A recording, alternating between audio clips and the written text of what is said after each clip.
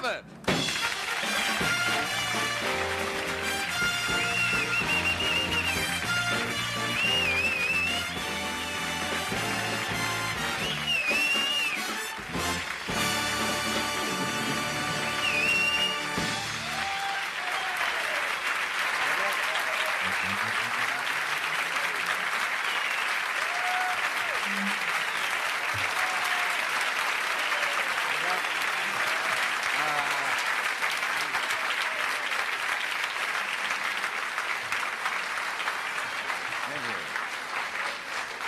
Thank you. And say the secret word, and you win $100. No, you divide $100 between you. That's what it was. I'm sorry, that's someone else's line, not mine. How are you? Welcome to the show and to picturesque 58th Street in New York. This is some street we're on, isn't it? I have never mentioned it much before.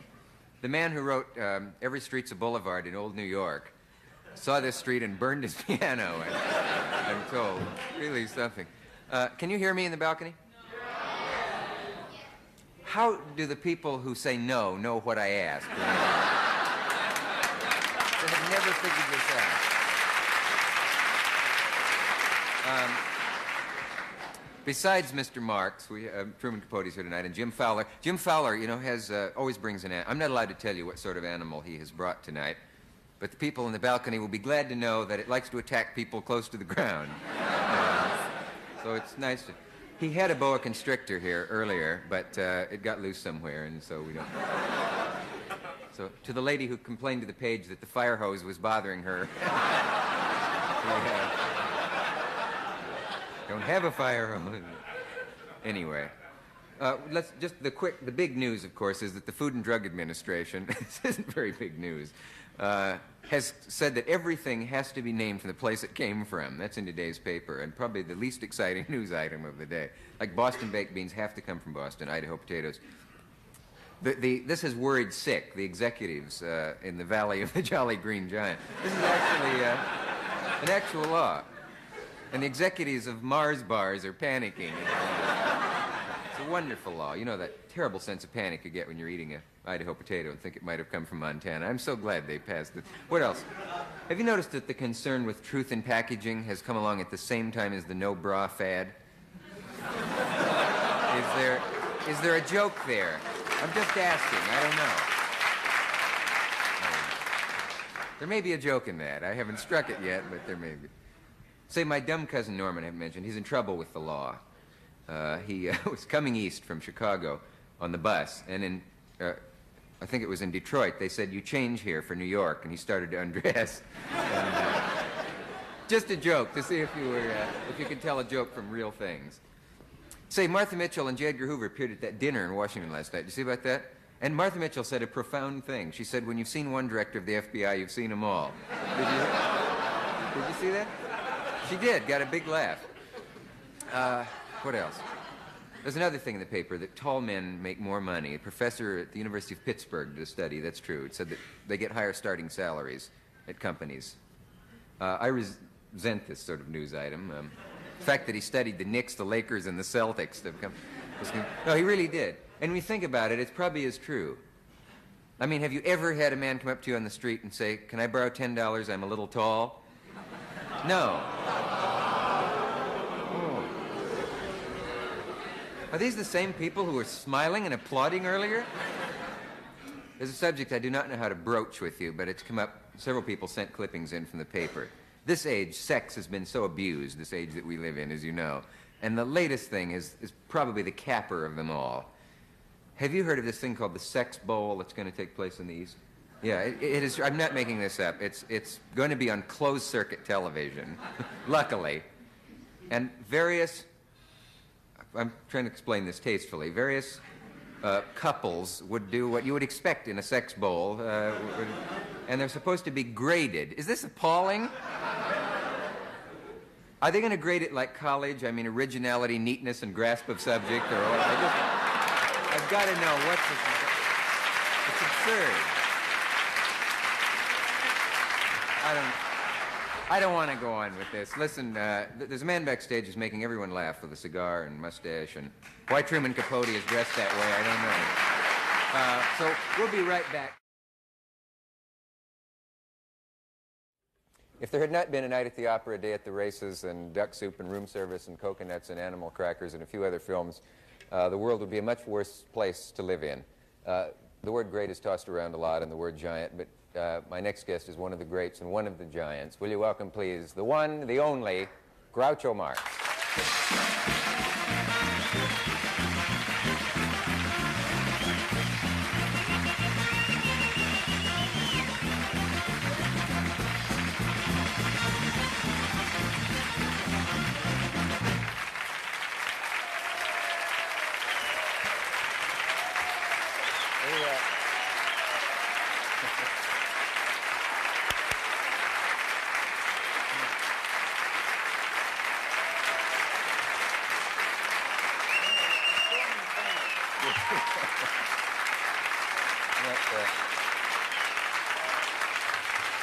There you are. Just consuming your time that could be used for much better purposes. I have a few sex stories that I'd like to tell you as soon as he leaves the stage. How are you? It's very How nice did you I'm find fine. things in London? They were fine. The fog lifted, and there they were. Isn't that an old joke? How did you Perhaps find it is. London? I'm so accustomed to old jokes, I don't even pay any attention anymore. Let's see. I couldn't help noticing your hat, which you've worn more than once here. I wear because there was a time where the hair was receding so swiftly, and I wore a toupee. And I saw myself on the show once wearing a toupee, and it was ridiculous. Just a big, greasy-looking, smooth spot up there.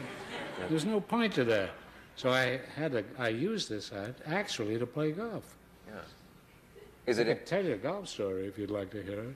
Well, I wouldn't mind that. It's I'm not crazy about it, but You don't have to. Who gave you the hat? I was just wondering whose taste I that bought is. it at the Hillcrest Country Club. You did? Yeah, I think I paid about $2.50 for it. They had seen me play and decided that I'd need the appropriate costume for the way I played golf. This is true, and I've worn it ever since. But I tell you why. I always say to the man who runs the show, the man who obstructs it, I mean, that I always ask them to ask me why I wear this. Because otherwise it looks like you're coming out just to see how funny you can be. I don't know why I think that's ridiculous. You know, the average grown-up person shouldn't have to wear a hat with 3 balls on it. I think. Oh yeah, there are 3. I thought for a moment there were not. I hadn't. But one of them's I out of didn't sight. mean it for a dirty story. No, I'm sure you didn't. No. Because I don't tell dirty stories. I feel very sensitive about that subject. You've said that before. This that is true, and I'd like to talk about it for a couple of minutes. Well, No, I'm serious. There's a show in town, I understand, where they practically do the sex act on the stage. I don't want to identify the name of the show. I'm sure you all know about it. there's more than one. Well, this one was written, I think, by the guy who was the leading dramatic reviewer in London. Designed by him. Designed. That's what they say in the program. Designed. Oh, by. he didn't write it, huh? Well, he wrote some of it. Well, I hadn't seen it. I was offered a seat to go to see it, but I heard it was filthy and I wouldn't go, that's all. Yeah. Because I think that's too easy, that kind of laughter. Anybody can say something dirty and get a laugh. But say something clean and get a laugh. That requires a comedian. That's right, it does. I wasn't looking at you at the minute. No, Although certainly I had looked you, like you were. No, I had you in mind. Oh, well, I thought I could tell But that. this is true, and I think it's about time they quit it. The movies are all dirty. Most of the stage plays on Broadway are dirty. And I think it's all wrong because it doesn't require talent to be dirty. Be clean and be funny, that's all.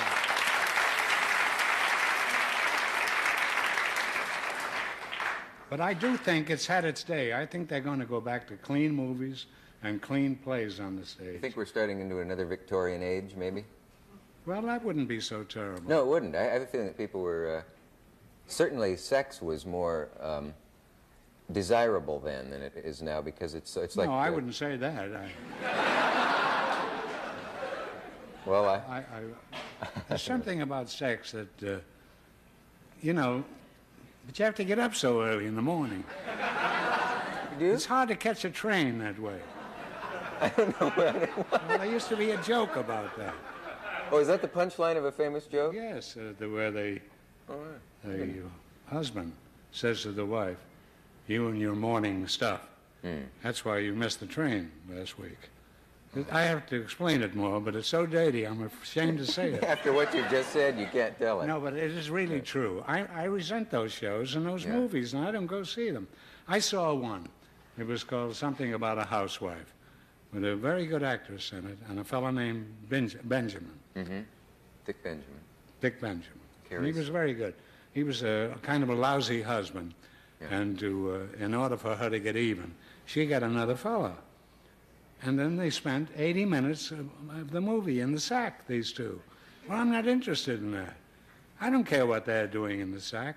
If I'm not doing it, why should I sit in the theater?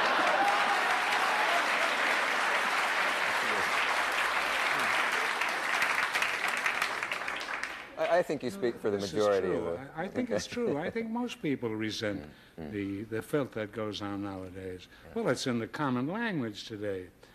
You know, in the old days, if there was a party and there were four women and four men there, at the end of the meal, the men would probably go into another room and tell dirty stories, and there's nothing wrong with that.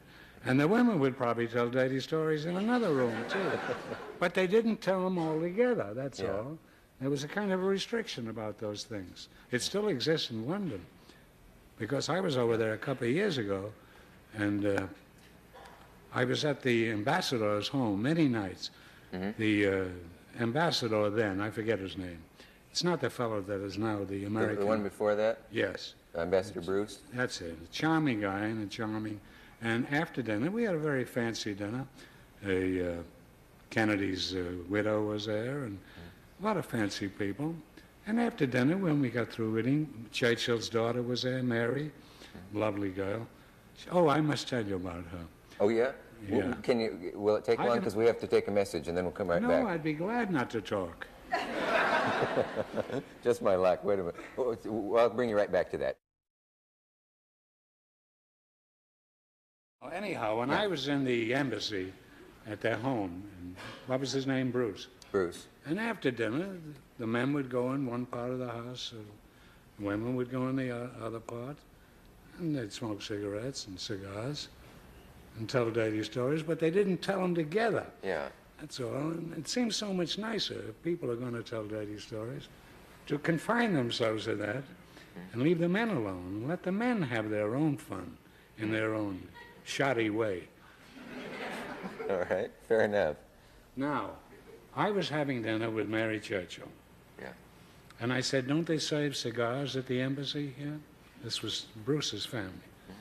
She said, of course. I said, well, why don't you ask them? So I got up and I said, will you bring in the cigars, please? So the butler came in with a big box of cigars, and I took a cigar, and she says, take one for me. I said, I didn't know you smoke cigars. She says, oh, yes, never tell you about that. My father and I, we always, whenever I visited him at, what was it, Churchill Downs or? No, that's a racetrack. Yeah. Well, it was the name something like that. His house. His house. 10 Downing Street? Yes. Because one night there, before I go ahead with this story, one night there, they were running a movie in the projection room. And that was the day that Hess was captured in Scotland. And Churchill was running a day at the circus, one of our old pictures. And some stooge came to the door and said, we have just captured Hess. What'll we do? And they sent this message into Winston, and he says, let him wait till the goddamn picture's over. It's true. But anyway. That's how we won World War II. Yeah. And won. You know that she said, whenever I go to visit Daddy, she called him, I would always take a cigar with me, and he would have a cigar. And then we would bet £1. Who could hold the ash on the cigar the longer? Now, this was a guy that was running the whole empire. Yeah. The only thing he was interested in, not in India or Pakistan or Japan or any, he just wanted to win £1. I think it was $3 at that time from Mary. Betting on an ash. Betting on, yeah.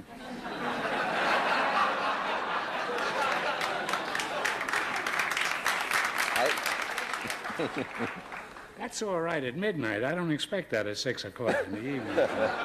I'm surprised at you, college man. It is nearly midnight. Yeah. Say, are you ever sorry?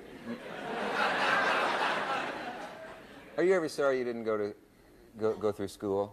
Yes, I am. Are Very you? much. I'll tell you why. Because I was never much interested in acting. I always wanted to be a writer. I know. And I didn't finish public school. And I had no confidence in writing. Eventually, I wrote 5 books.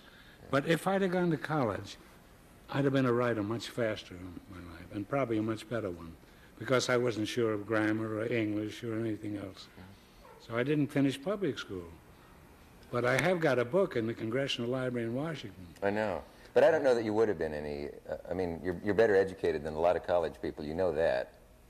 I'm not sure of that. I think no. because you've read all your life, and you've made a Yes, big point I of have read a educating lot. yourself. I was one of the first contributors to the New Yorker magazine under my name, which is Julius Henry Marx. Yeah. And I have the pieces home, which I had written for the New Yorker magazine. I was much prouder of that than I was in any play I'd ever been in, or in vaudeville, or in movies, or any place else.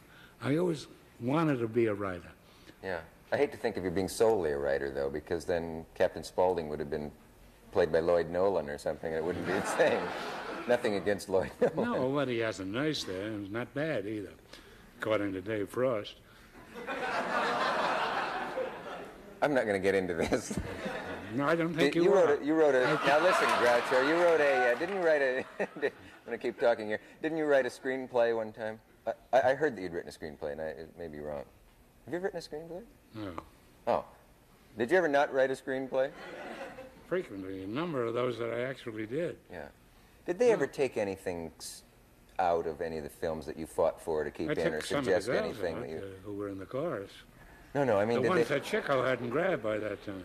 Chico got most of the ladies, did he? Chico got most of the girls. Yes, he always did. Yeah. When he played the piano, and he had a kind of a flirtatious look on his face, and the dames they'd fall down. That's all. They were so crazy about him, and it took the rest of us 4 or 5 weeks what Chico would do in 2 nights. He had an enormous amount of charm for women. Yeah, they say he was just fatal to women. Yes, he was. Yeah. He was fatal to a number of them, too. Yeah. But I always envied him because it always took me a long time to get a girl. I usually had to get married first and pay alimony. No, this is true. Yeah. You did that number of times. 3 times. Yeah. Now I am half divorced. That's right. Backstage, last time you were here, you had some ailment and you were taking a pill for it. And just before the show, I said, last time you wanted me to remind you to bring your pill. And you said, I did, my wife. Do you remember that? Now, did she get offended at things like that, Eden? No, she's accustomed to it. Yeah. I can't help it. I guess I'm a lousy husband. I've been married 3 times. And it's cost me a veritable fortune. And I brought the woman I just divorced, I brought here with me. And we're living together in the hotel. Really? Yeah. That's scandalous. I don't think so. I'm very fond of her. Yeah. And she loves me, but we don't hit it off if we're married. That and is now that we're interesting. not married, we have a wonderful time together. Yeah. I've been all through Europe with her and South America and all. And we have wonderful memories of Paris and London and Sweden and Austria and Germany and all those places. Yeah. But if you take up a fresh Tootsie, let's say, Yes. you have no conversation. Yeah. Now, Eden and I, that's her name, Eden. Her name is really Edna, but she changed it to Eden because she thought that was fancier. And the guy she was going with was named Edna.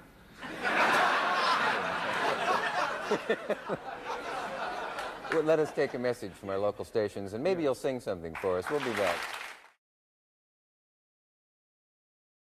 If they can bring the house lights up a I bit. damn near killed myself there. I noticed that. You stepped on the edge of the Luckily, stage. my insurance agent's in the front row. If you'd fallen on him, it'd be ironic. Oh, he's fell on me a number of times. All the way back in 1929. What's his name? Salwin Shufro. You wouldn't believe there's a man.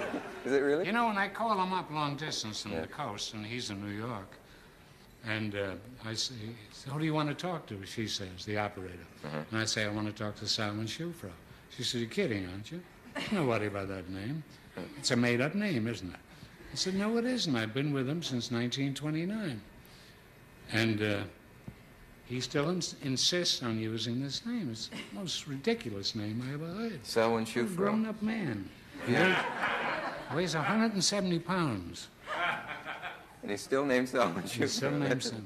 What were you going to sing for us? I was going for to sing. I want to this? sing a song that was written by Irving Berlin during the First World War. He's supposed to be watching the show tonight. Yes, he is. He told me that he was going to watch it tonight. Yeah. I don't know the song well, but I'll fake my way through it. All right. Just for Berlin. It's yours.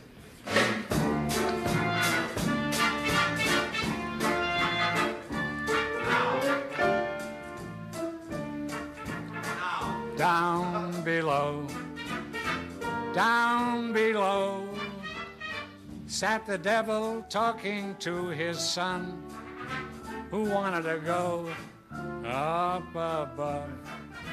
Up above, he cried, it's getting too warm for me down here, and so I'm going up on earth where I can have a lot of fun.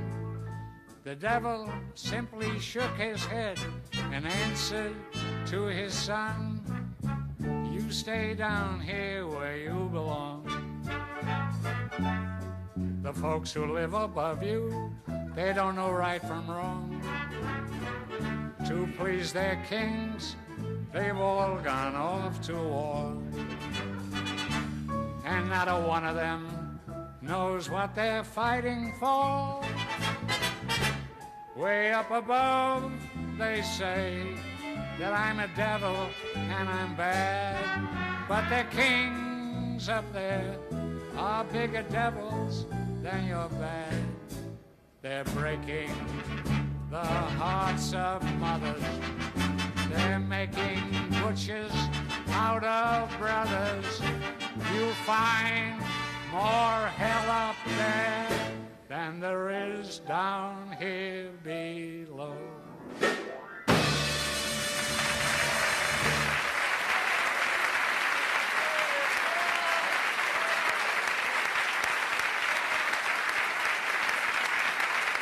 Cut it out, will you?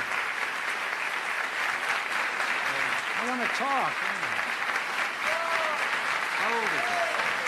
First World War. About 40 years. Thank you.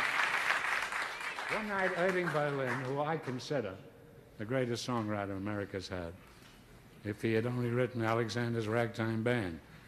But he also wrote many other songs, like God Bless America and Call Me Madam. Well, I can't remember how many songs he's written. He's written most of the great songs in this country, and he also wrote words and music. So he's quite a guy.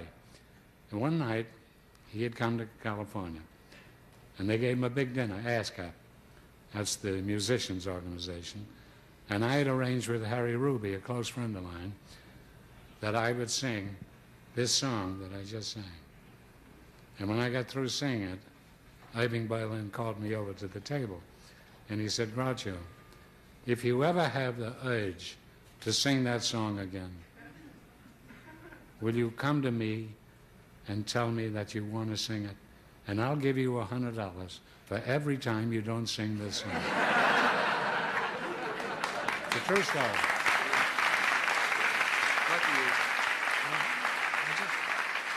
I just want to say this in closing about this song. Sure, it sounds maybe corny today, but I want to tell you, it has a lot of truth in it today.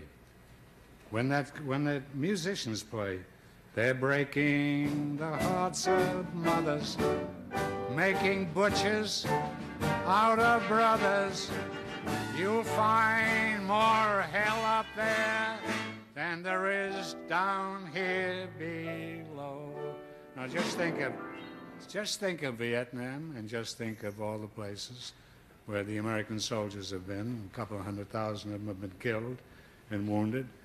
Maybe he was a pretty good prophet, Irving Berlin, when he wrote this song 40 years ago. That's all. I just wanted to tell you.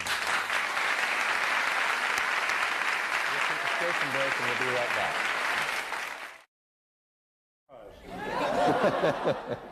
If it's the kind of a place I think it is.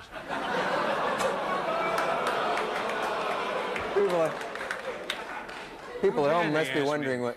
A lady yelled out, "What's your telephone number?" That's not a to the lady. people at home. Well, I resent that word, lady. Lady. It's becoming very popular now. They say, "Gee, she's a nice lady." Yeah. I prefer woman. yeah, I that's think right. it's much Ladies nicer for somebody to say, "She's a fine woman," or "She's a great woman," or something. Woman means something. What is a lady? Ladies a value judgment, I suppose you might say. You're But much better educated than I am. Do you notice the frequency with which the women are now referred to as ladies? They say, "Gee, she's a great lady." she's a real I great resent lady. that. Yes, I resent that. I think woman means something. Woman Yeah. is like mother. Yeah. Don't That's you right. agree with There's that? also the women's lib women don't like the word ladies, so people are a little self-conscious about which to use. It's like, Well, I don't like the women's lib. you know? You may like, I think as long as they're willing to take alimony, they have no right to ask for women's lib. a lot of them don't want to. And beside that, they should go to war. Not as soldiers necessarily, but there are many jobs in the Army and Navy and other places where they could use women. Oh, women have gone to war. And Not a great deal. In Lysistrata, maybe. But that was for They're supposed to be specific better reasons. educated than you are. Hey, Groucho, nobody ever explains why the films were named what they were. Why coconuts? Why duck soup? Why animal crackers? Who Well, thought that? Coconuts was named because the fellow who produced it was Sam Harris. Ah, And he used to go to Florida every winter. And then he would write us unfunny postcards about we were knocking our brains out working on Broadway while he was down in Florida drinking mint juleps. yeah. So the first one was called Coconuts. And it was a lot about Florida. Miami. Why duck soup then? Animal crackers. Duck soup, there really was no logical reason for that at all. But, you know, it was a comedy. It was about a war. It wasn't as serious as the one we're still having. I know it's a strange feeling to see it now because It's a strange comedy feeling I is got about, yesterday when looking at the front page of the New York Times and saw Johnson and Nixon walking towards the library. And they looked so proud and happy. What great things they have done. Johnson lengthened the war 6 years. Nixon has started 3 wars since he's in there.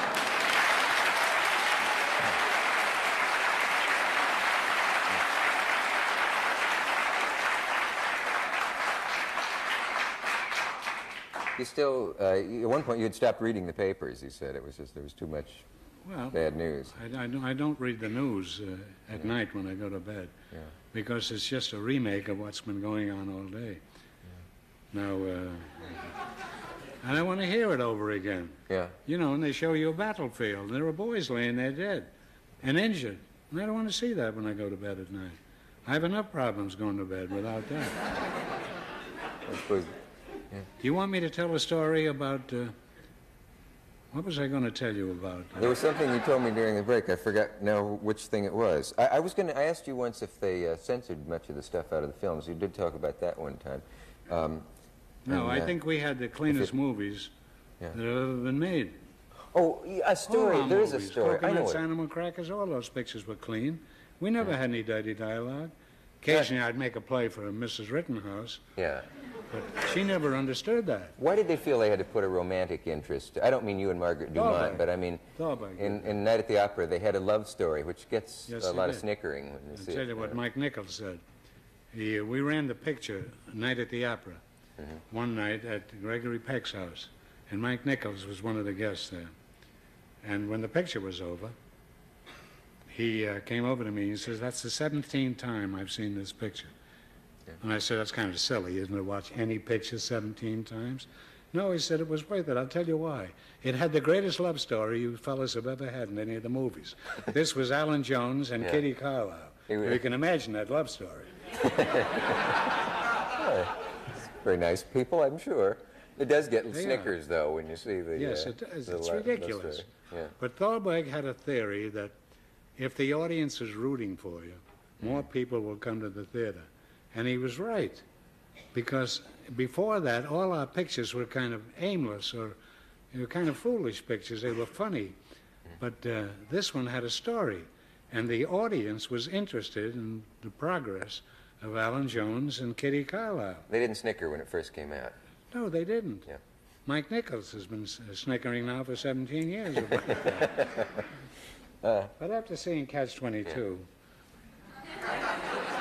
he shouldn't complain too much either, you know. Did you like that? Had one wonderful scene in. Yeah. That was the one with Alan Arkin. Well, it was, yeah. Wasn't it? It was in a lot of scenes. Oh, yeah, there's... Yes, Orson Welles was the general. Yeah, right. And Alan Arkin comes in, and they're going to put a medal on him. Unfortunately, he's naked. Right. And there's no place for Orson Welles to put the medal. But it was a wonderful scene. Speaking of that, is this story true about your first meeting with Thalberg when he kept you waiting? Yes, we had just come from the stage where we had done Animal Crackers and I'll Say She Is and Coconuts, and we were pretty big shots in the theater. We got a lot of salary. And when we got there, the first meeting we had with Thalberg, we were going to meet him at about 10 o'clock.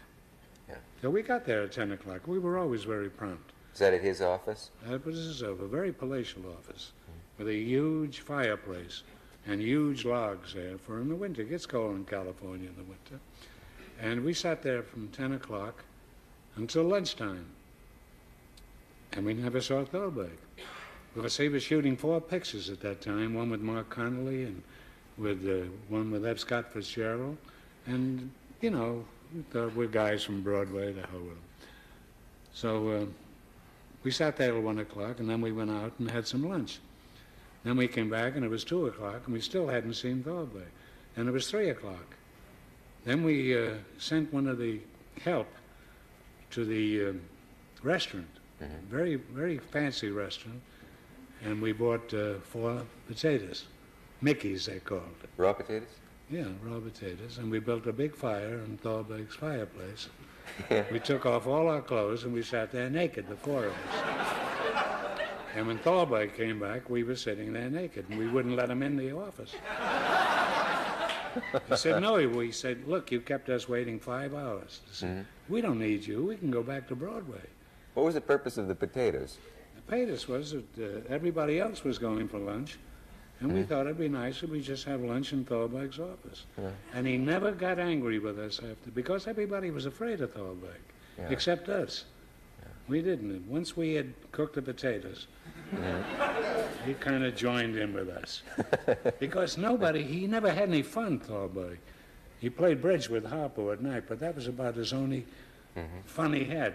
He built a home on the beach and had it soundproof so we couldn't hear the waves. He was a very eccentric man. This is true. Gee, that's good. But he was certainly the greatest producer that Hollywood had. And they have a building there now. It's called the Thalberg Building. I may have told you this, that at that time, Greta Garbo was the biggest star in the movies. Yeah. Untouchable and beautiful. And we used to take the elevator. It was 4 flights of stairs.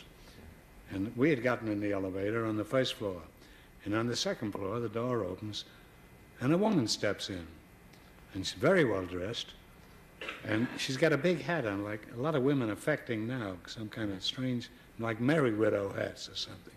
And I was kind of bored in the elevator, so I took the rear end of her hat, and I went like this. And she turns around, it's Garbo. Well, I was a little embarrassed. And I said, I'm terribly sorry. I thought you were a fellow I knew from Kansas City.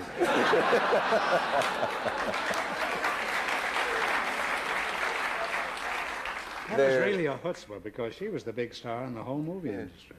We'll be right back. We're back. There was so much yelling more and more when you were up singing. And no one ever gets tired of hearing "Show Me a Rose." Well, I don't object. I wouldn't. Maybe if we pulled the stage back, because the people in the balcony can't always see you. It feels like California. First of all, I didn't get an answer from you whether you do show me a rose. Yeah, I'll do it. Do you mind a moving stage? I don't care. Do it? You want me to do it here? Well, wherever you like. No, I'll go down there. Yeah, use the stage. It's more fun. I may slip again. That's the edge.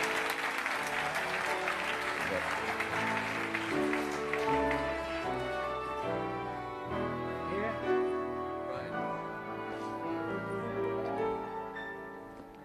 Ever since songwriters started writing songs, they have written songs about a rose. Red roses, blue roses, old roses, new roses, roses from the south and east and west. But here's the rose song that I love the best. Who needs you? Show me a rose, and I'll show you a girl who cares. Show me a rose, or leave me alone. Show me a rose, and I'll show you a stag at bay. Show me a rose, or leave me alone. She taught me how to do the tango, down where the palm trees swayed. I called a rose a Mia, and she called a spade a spade. Show me a rose and I'll show you a storm at sea. Show me a rose or leave me alone. One night in Bixby, Mississippi, we watched the clouds roll by. I said, my dear, how are you? And she whispered, so am I. Show me a rose, and I'll show you a girl named Sam. Show me a rose, or leave me alone. Show me a rose, a fragrant rose,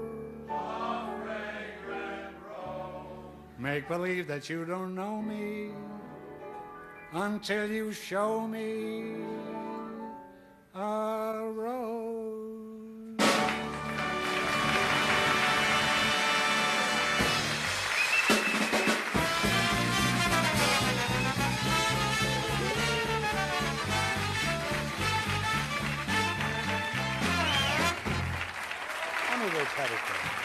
Yeah? You have to take a break first. You got a message, and we'll be right back. Talk with the other guest. It's great. Here we are. Would you like to meet a sloth? A slob? A sloth. I've met a number of them since I've been in the wild.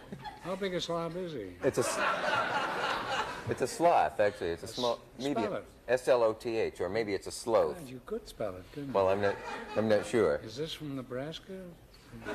No, it's not one of the Nebraska sloths. Jim Fowler is bringing this, the sloth, or sloth. And I thought... Is this the fellow that wrote the book on English usage? Fowler? No, that's another Fowler. Is he a sloth, too? I don't know. I never know what you're talking about. I have that problem with you, but we make a good team. Will you welcome Jim Fowler and his sloth, please?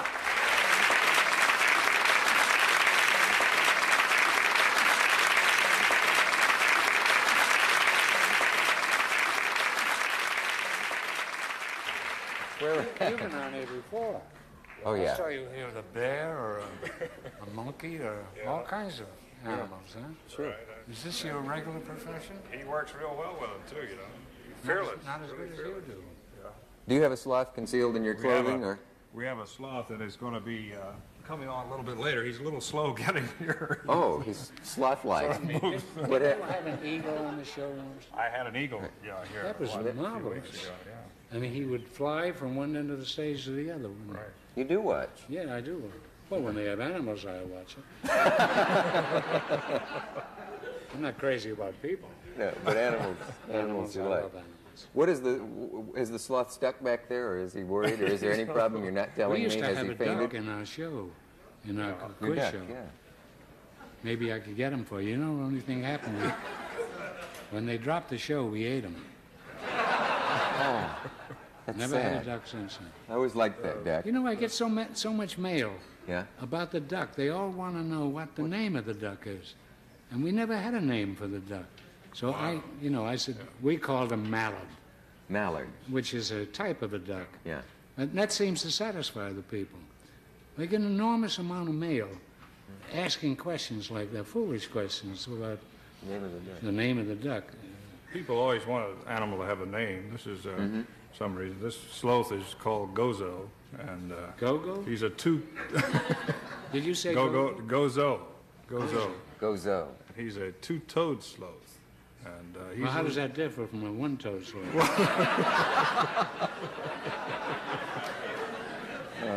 Well, there is a three-toed sloth too. I don't know three-toed? why, but they seem to.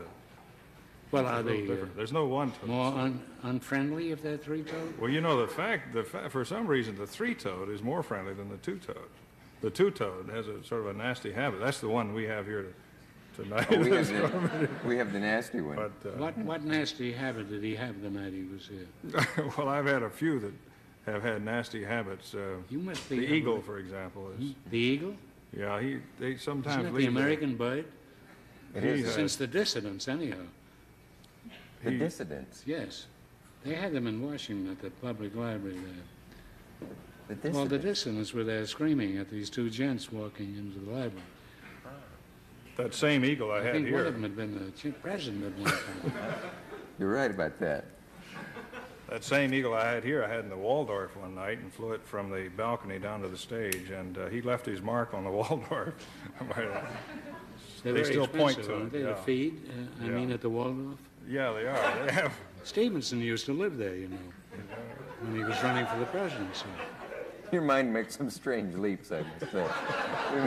What's wrong about that? He's got a son now who's running for governor or senator in Chicago. Ah, then it all makes sense. You see? Wait, we'll meet our sloth after a message from our local station. We're about to see our sloth. It is sloth, isn't it? Sloth, yeah. Yeah.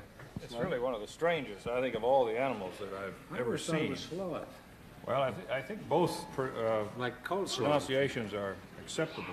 Is he likely to leap? No, he does everything very carefully and very slowly. I don't see him yet. There's not. Oh, the audience can he'll see come him. out in just a second here. Come on, Gozo. Takes you. I give him a look at that. instruction, and then it takes a little while before he. Look at that. They can't see him. You know, this is They there's can something I discovered quite a while ago. That of all his foods that this sloth likes, he likes roses. Usually at about. I could sing "Show Me a Rose" again, just to keep him happy. Can you see him? You can't see him from I where can't he's- see either of He'll them. climb up and get. I'm not much interested in seeing him. Oh, isn't he great? Oh, what a great animal. Would I dare pet him? Yeah, you can pet him, but I think I better put him on this broomstick. That's, Yeah. He seems to. Is he happy or He wants upside to down? have something that he can hold on to. I know I am. Come on. Come on. What? It's the lousiest looking dog I've ever seen. Oh, he's terrific. They live their life completely upside down. Very seldom ever turn around. I know a couple of guys like that. Used to be called a massage parlor. What? He's actually eating a rose. Is it? You can see that. You know, that's I good knew for a him. fellow who once said to me, I know a massage parlor where you can get a massage. It's true. And then, Hard for what does that have to do with the sloth? A Let's see if I can turn him around so the camera can see him a little better. Now, is he friendly to humans, and will he attack them or bite them or any? This kind is fairly friendly. There's another three-toed sloth that we were talking about is even more friendly, but they're so specialized. They're very strange, and their survival is the key to their survival is the fact they move so slow that very few things can see them. And in the rainforest of South America, they actually grow a moss on their stomach. And actually, that camouflage. And they hang upside down most of their lives. All the time, so you can imagine. Do they have girlfriends like other animals? They have girlfriends, but there's no danger of there being a population explosion. They get around. Can there be any kind of an explosion? Never. No kind of explosion with a sloth. They're so slow. It's a pretty dull life they lead, hanging on a broom. Even they're so specialized for this kind of living that the hair on their stomach is parted, goes to either side, where most animals, you know, it's either on the top of the head like Groucho or on the back. Well, I was operated and I have hair here. Sloth but, the other nice thing about it, so I don't recommend... It's hard to conceal an operation. Yeah, I guess that's true, especially down unless you have a lot of hair. Does a sloth ever have a runny nose? He's always upside down. I guess he probably doesn't have to worry about that. This one likes bananas, and he sort of gets them all over him. But that's the name of Woody's picture. One of the nice things about having a sloth as a pet, although I don't recommend exotic pets too often, but these are great because you can put them in a tree in your living room, and they just hang around all day. Didn't Truman Capote live in a tree at one time? No, I'm serious. Well, we'll let him answer that question. Either that, or he wrote a book about living in a tree. It may have been Brooklyn. I'm sure he'll be glad to clear that up for us. You feel the hair on him, though, because the... Oh, yes. Do you want to feel the sloth? Rainproof, yeah. You want me to feel him? Yeah. There's a dame in the third row I prefer. If I have my choice. All right. You have an enormous amount of patience, don't you? Well, with a sloth, your patience is not tested too often, but... No, but I've seen it with other animals. Yes, with other animals, definitely. You know, it's funny. I had a sloth giving a talk once, and he came like this at me, grazed my face, and after the show, a lady came up and said, "Mr. Fowler, I could just tell that your animal loves you." I said, "Madam, that was a fast jab." It really was. That's about how a sloth attacks you. But with elephants and a few things like that, you've really got to watch out and know a little bit about it. Yeah. Come back tonight and tell us a lot about elephants, because I know you just you lived with some elephants recently. Yeah. You've just been living with elephants. I just got divorced. We'll be right back after this message from our local station. We're back. Here's one of America's best writers and most interesting people to talk to, and I just learned that he lived in a tree at one point. I don't know if that's true. Now, will you welcome, please, Mr. Truman Capote.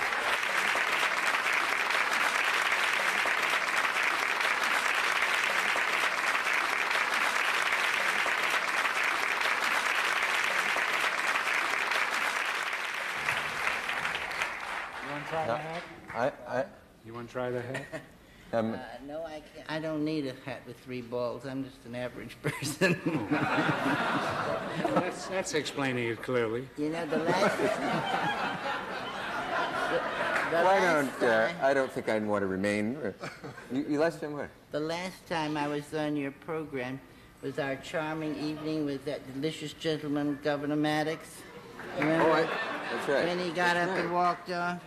Well, is that the last time you were here? Yep, that was the last time. But all of these people in Georgia, various readers of mine, one night after that, kept sending me transcripts of a program that Governor Maddox talked on in Atlanta called Atlanta Today. I meant to send it to you. He had quite a lot to say about us. All of it libelous. That's interesting. I'd love to see that if you have a copy of it. I do. Yeah. I think he's coming on again. Who is that? I think he is. Governor Is this a Maddox. private conversation you two are having? Oh, no. Who am I supposed to talk to? That animal he's got in the box? That's sloth. I would like to engage in this conversation. I know how in he some can. capacity. All right, let me give you a capacity. All You right, said so earlier about 2 that gallons. you said earlier that you'd be a better writer if you had gone to college. This is and true, I I wondered think if so. you agree with that? I didn't finish high school. I didn't finish public school. So I went to PS 86 at 96th Street in Lexington Avenue. It's now been turned down, or burned down, or torn down. Yeah. Anyhow, we used to go on, he talked to him. What do you think writing can be taught effectively in colleges? no. I mean, I don't think that, I think journalism can be taught. Yeah. But I don't think creative writing can be taught because the only thing that happens is that in a creative writing class, at least the student has a captive audience, which is the other students, you know, to submit his work to, or the professor, and he gives him some encouragement in his work. But I think it's impossible to instill any creative process, whether it's writing or music or painting, in a person who isn't naturally creative. We can learn a certain technique, but that's all. I don't think you can teach somebody to act. Do you? Teach what? I don't think you Teach can someone teach to act. someone to act. I thought he said he wanted to know if I knew a rat. He talks very softly, this man. I know you're sitting a long ways apart. I'll filter the things I wish over you would. over to Push you. the chair over or something.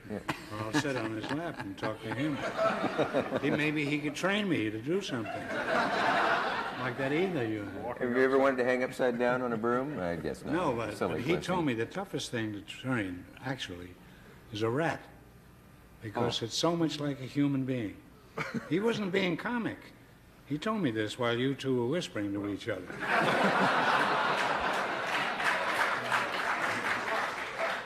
I said that rats are very smart, so sometimes they're harder to train. The easiest animals to train are the dumber animals, the more stupid animals. But so And a rat's cagey and smart. Yeah, that's true.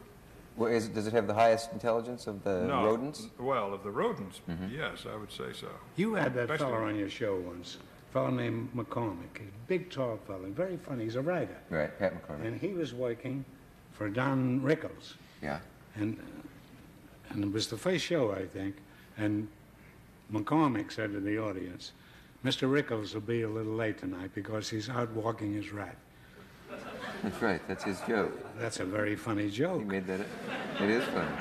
And it resembled Rickles so much, you know. Yeah.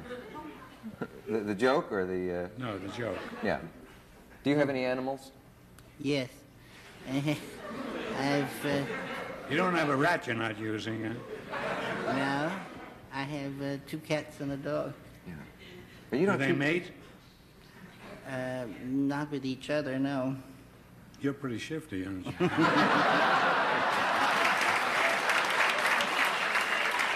Elusive, not shifty. I don't know how to handle all this. I want to ask you one question. Did I This live may in a be a tree? joke. I don't know. Did you once write a book about living in a tree? Yes. Well, see, I was right. But you said he once lived in a tree. Well, I was a little confused at the time. But he did write a book about living in a tree. I wrote a book and a play called The Grass Harp. And it Yeah, was my about brother used to play some one. people who lived in a tree house. Yeah. There you are. all. So I'm I sorry. think I'll leave now. I wouldn't do that. Properly crushed, yeah? You said your brother used to play one. You know, I was going to ask something earlier. Which brother were you the closest to? I think Gummo. We roomed together. Some people, you know, don't know there is a gummo. They know. He doesn't know. No, I mean, you know. I remember when Gummo had a son, and Gummo at one time was in the army in the First World War. And Gummo had a kid, 7 years old. And in school one day, the teacher asked all the children what their father did for a living. And when it came to the boy's name was Bobby, and the teacher said, "What does your father do?" Now, he didn't want to say he was in the army, so he said, "Yeah, oh yes," he said, "he's a general in the army." And Gummo was annoyed at this. "Why did you say that I was a general in the army?" "I wasn't a general, I was a private." And the boy said, "Well, who knows you?" And that's You all really- there is to it. Was Gummo upset by that? Yes, Gummo was disturbed by that and finally went back into show business, where he had no talent at all. But Zeppo was the. Zappo was also in the act. Yeah. Did you know there were 5 Marx brothers? There were 6.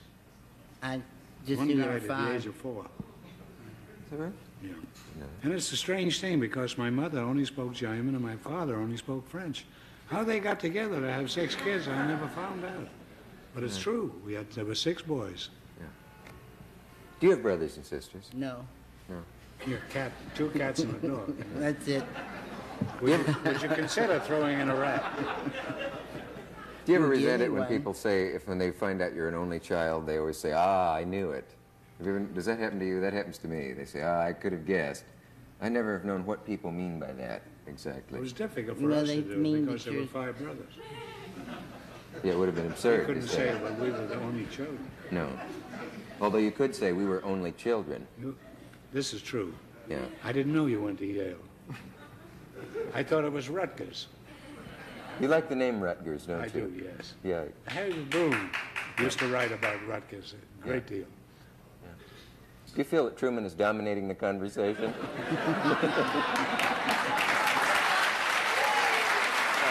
I would like to say one thing. If you'll forgive me, I would like to say one thing. Okay. And that was said by General MacArthur when Truman, not you, the other Truman, fired MacArthur. And MacArthur had said, never fight a land war in Asia. And right after that, the president fired him. Truman. That's right. MacArthur did say is that. true. A lot of Yes, he people. did. And if everybody else had remembered that, we wouldn't have a couple of 100,000 boys that are dead. Now, you may proceed, Mr. Capote. We've certainly set him up nicely. First he follows a sloth, and now.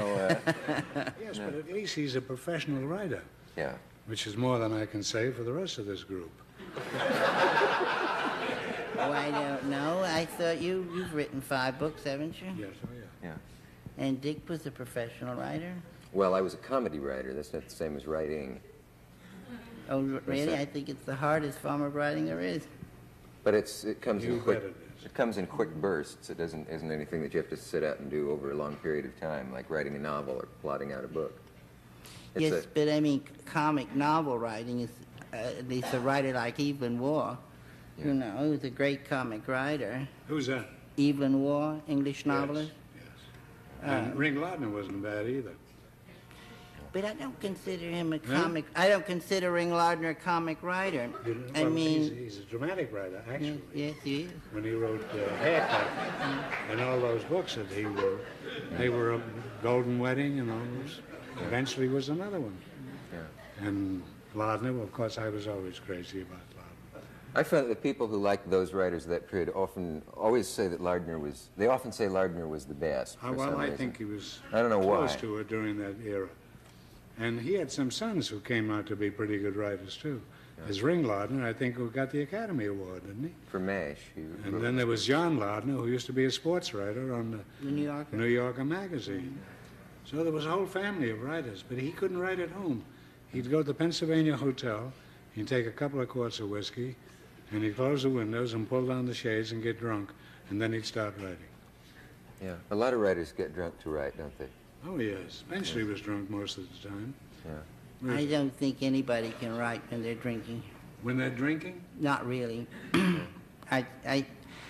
I think that it's impossible for a person to really write if they're while they're drinking. What can happen is that a writer can write and get, say, a day's work done. At the end of the day, he can take 2 or 3 drinks, and something in it loosens him up, and so that he can go through what he's done and suddenly get a kind of inspiration in his rewriting. But it's impossible to drink and write at the same time, or Sinclair drug and Lewis write, which is was an a big amazing drunk. thing. What? St. Clair Lewis was a big drunk. Yes, but he wasn't He couldn't be writing and drinking at the same time. It's perhaps not. impossible. Perhaps not. Unfortunately, I'm not doing either. What I think is so curious is the whole idea of taking drugs and writing, because it doesn't work. If there's any one thing in the world that requires total concentration, it's writing. And yet there are a few writers who claim they wrote with drugs. Although you can usually tell it, I always feel. Tell You me mean one writer. They wrote when they were at stud, did you say? Did you say that? No, I said, well, under the influence of drugs. Oh, drugs. I've written I under thought the you said influence of- when they were at stud, they couldn't write well. Well, it's kind of difficult. Have you ever noticed that everything that you hear wrong has a common theme running through it? We have... Unfortunately, it's getting less common all the time. All right. We have a message. We'll be right back.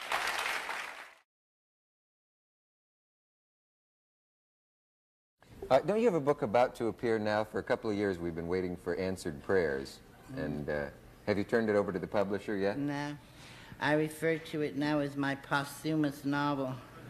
Because either I'm going to kill it or it's going to kill me. It's just sort of like an endless Chinese dinner. It grows and grows. I can't seem to get to the bottom of it. It isn't that you don't know how to touch type that's holding it up or anything. It's the... I write longhand. It doesn't matter. Yeah. I can only write by dictating. Really? I cannot write with a typewriter or a lead pencil. You dictate to a secretary? I dictate to a secretary, yes. Yeah. Henry James dictated Let me tell you about Henry James. Some woman in South Carolina or someplace, she visited Hollywood and she wanted to meet me that I was a great fan of Henry James. And she invited me to come down to some town in the South, and if I would talk about Henry James. Well, I don't know any more about Henry James than I did, and I wrote her a letter and said, you had me confused. I'm very familiar with the works of Jesse James and Harry James, who was married to Betsy Grable or something. But I don't know anything about Henry James, and I didn't. And I never had to go to that town. But they had sent me the money first to come down there. So I made a little profit. More than I made with this guy in the front row here. He's my financial advisor. He dropped 10 points on me today. What man is that? Well, I don't like to identify him because his reputation is none too good as it is. And he's sitting there and in the front row yet besides, so everybody will be sure to know if I mention him who he actually is. When the market crashed in '29, I engaged him as my financial advisor, and we've been together since then. And that's about 40 years. Started with a crash and ever since. Started with the crash, yes. Yeah. Is it true that once during the stock market crash, or at some point you went down and appeared at the stock exchange Yes, itself? I did, and I sang When Irish Eyes Are Smiling in the stock exchange. For no particular reason, except I was so angry at Wall Street. Yeah. And I was using him at that time. But over the years, we've been fairly successful together. He is very conservative, very shrewd, and I suggest almost everybody in the audience who hasn't got any money to get a hold of this man. He will wipe you out almost instantly. Have you ever thought how you'd feel if all your money were taken away from you? Could you live? Happened to me today. What? It happened to me today. How? Well, for 5 years, I've been having a controversy with the Internal Revenue Service, and today they settled it. And they just took all my money away. After 5 years of controversy, yesterday, it was announced today what the settlement was going to be, so that was the end of it. It was not in your favor. No, I'm just going to have to walk the streets with my prices strapped to my back from now on. Have you ever thought about living in a tree? I think that is terrible news to get. Did they listen to your arguments? And For 5 years, yes. And, Yeah. But I have to pay 5 years of fines for having talked to them for so long. You know, you can cure that by getting married. You can split the taxes that way. split the taxes? Who do if you you suggest that I get If you're a married single to? man, you pay a much bigger income tax than if you're a married man. I didn't realize that. Well, it's true. So there are advantages to being Yes, married. that's about the only one that I can think of. When you're home alone at night in a single bed, it doesn't help any. No. But if you have a companion with you who is will listen to reason, I think there is money to be made in income tax. I think we can all profit from that lesson. I'm not sure exactly how, but it sounded fine. Truman, have you ever thought of getting married and splitting the tax? Will you find somebody for me to marry, and I'll consider it, okay? As long I would as marry you in a minute if you were write another hit book like you did about Kansas. Yeah. Did you read On Cold Blood? Yes, of course I did. Yeah. It was wonderful. Yeah. Will you consider this an engagement? Yes, positively. Positively. You're a little old for me, though. That's all. I can't give you what you're entitled to. The best years of your life. We'll be back probably. The time has flown away, and we have not much left. In fact, about 30 seconds, and that's time to thank Truman Capote and Groucho Marx and Jim Fowler and the Sloth. And all of you come back again. You hear? You hear? I don't know. Can you get him again? Yeah. He may have other animals. Thank you. We'll Have see. you ever brought an elephant on the show? Please, I have enough problems. We'll see you tomorrow night. White House.